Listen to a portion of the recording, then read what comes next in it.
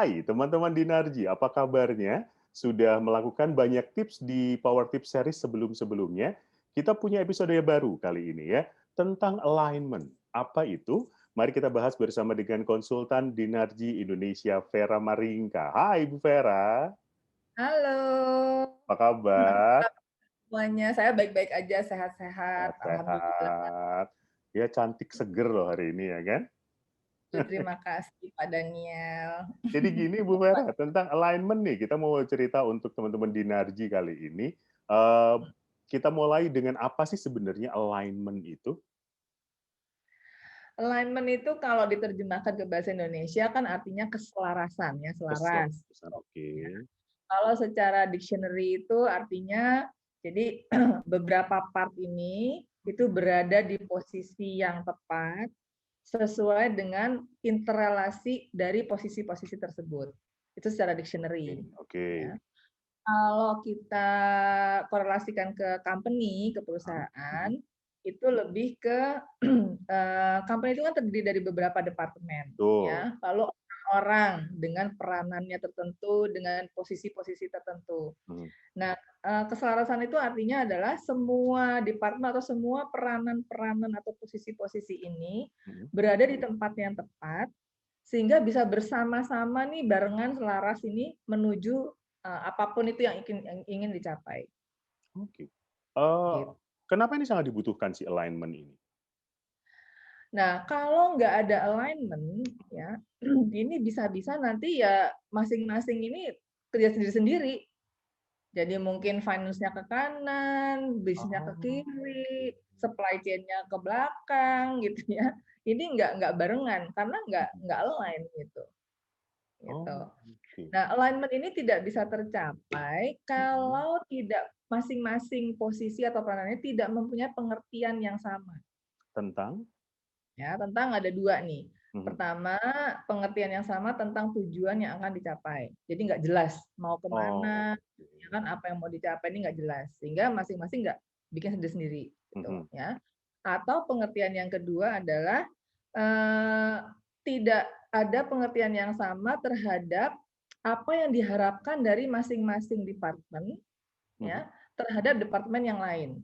Jadi misalnya si finance nggak tahu bisnis itu butuh apa aja dari finance, gitu ya. Nggak tahu apakah apa yang diharapkan dari finance, gitu Ya, ya, ya. ya. Sementara supply chain juga nggak tahu bisnis itu butuh apa aja, gitu. Nah kalau nggak ngerti, nggak saling mengerti ini juga tidak bisa tercapai alignment. Jadinya kan berantakan, Betul. gitu. Ya.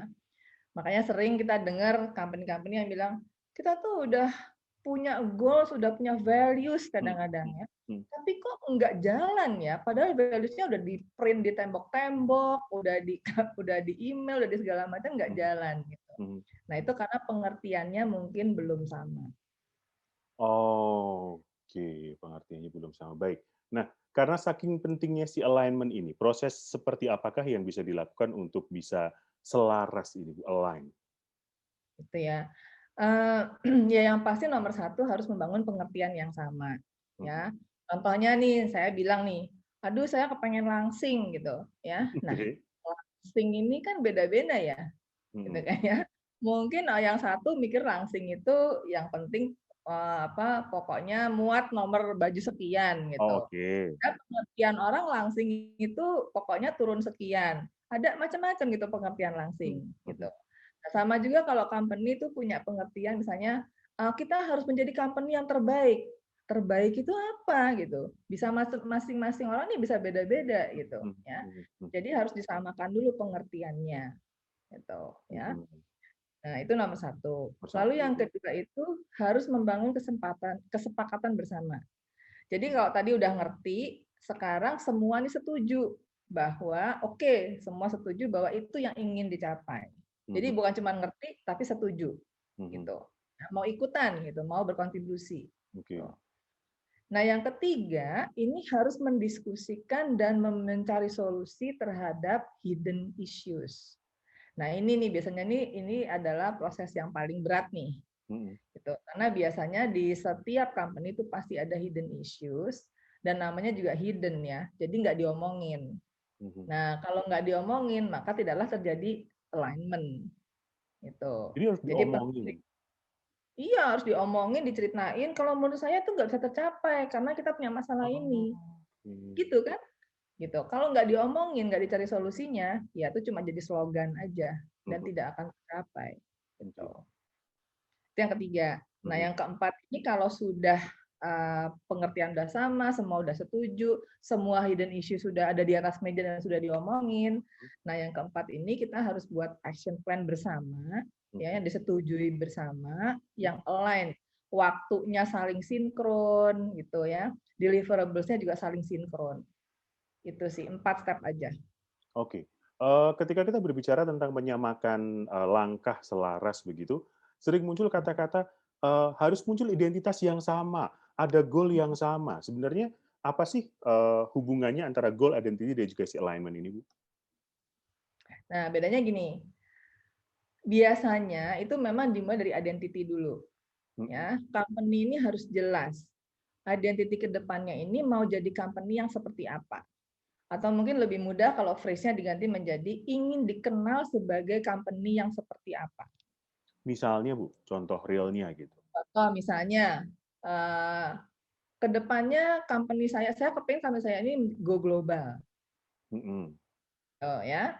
Nah, ini jelas nih identitinya saya ingin dikenal sebagai company yang global, bukan cuma Indonesia doang, tapi saya adalah global company. mhm, Gitu. Nah, itu jelas ya, itu identity gitu ya. Nah, kalau identitinya udah jelas, maka kita masuk ke goals mhm, ya. Apa yang harus di-achieve atau harus dicapai untuk identity global ini tercapai. oke. Ya, contohnya namanya juga global, berarti kan nggak di satu company, nggak di satu negara. Betul betul. Jadi saya harus keluar dari nggak cuma dari Indonesia aja. Saya mesti punya perwakilan di misalnya di negara Asia Tenggara, lalu saya mau mau go di semua negara di Asia, lalu saya mau ke Eropa juga, saya mau ke Australia, saya mau ke Amerika misalnya. Mhm. Nah, ini adalah goals yang ingin saya capai supaya identity global tadi terbentuk, Oh, ya oke. kan? Nah, goals ini harus spesifik. Ya, Karena kan gini, kalau mau go global, saya mau punya banyak negara, saya mesti tahu misalnya dalam waktu 2 tahun ke depan saya harus hadir di negara Asia misalnya, mhm, misalnya di 5 negara di Asia itu mhm. goals gitu. Oh, Ya, nanti 2 tahun lagi ke depannya lagi saya mau nambah jadi 10 negara di Asia misalnya. mhm, Habis itu saya mau mulai masuk pasar Eropa misalnya gitu. Nah, itu adalah goals oke. gitu. Jadi bisa diukur kalau goals itu. Ada timeline. Oke, identitinya sudah dikenal, kemudian tentukan goals-nya yang ada timeline-nya, ada, Iya, bisa diukur tadi ya? betul. Nah, lalu baru masuk ke proses. Apa saja yang harus dilakukan atau dilalui Mhm. untuk goals-nya itu tercapai sehingga identitinya terbentuk. Proses yang tadi disebutkan tadi. Ya, heeh. Oke, Di baik. sana kan ada prosesnya kan, nggak mungkin semua everything in life itu pasti ada prosesnya gitu kan Mhm. ya. Jadi menuju ke sana itu pasti ada prosesnya gitu. Oke, Ketiga alignment, ini mhm, harus align gitu. yes. Ya jadi alignment, keselarasan, masing-masing punya, apa namanya, tujuan yang sama, punya pola pikir yang sama, jadi tercapai nih si tujuan dari perusahaannya, gitu ya? Hmm. Oke. Mari kita share tipsnya, Bu. Bagaimana agar si perusahaan ini bisa memulai proses alignment-nya? Apa yang bisa dilakukan? Oke, untuk memulai ya namanya juga pengertian yang sama ya. Mhm, Nah, jadi yang pertama kita tuh harus menentukan dulu identity kita ini mau menjadi seperti apa. Kita mau membentuk identity yang seperti apa. oke. Ya, kita kita tentukan dulu. Ya, dan juga kita juga harus merumuskan goals yang harus dicapai itu apa. Apa saja goals yang harus dicapai. Mhm, Ya, itu step pertama.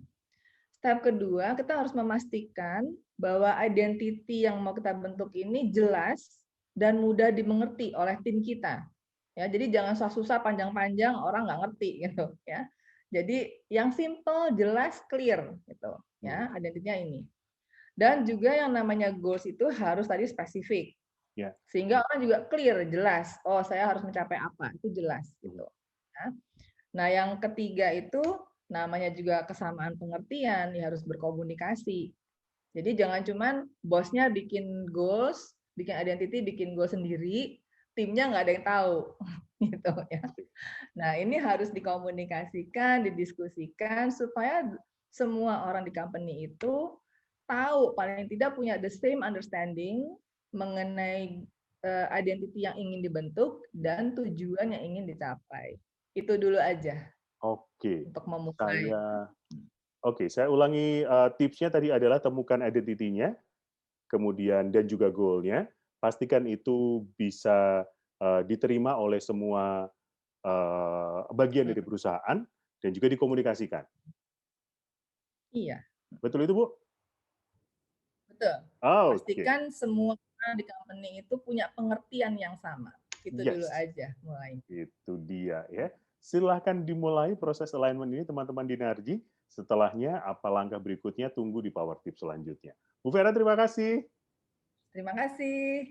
Teman-teman di Semoga Narji terima kasih. Pastinya berguna ya. Saya Daniel Wibowo pamit. Sampai jumpa.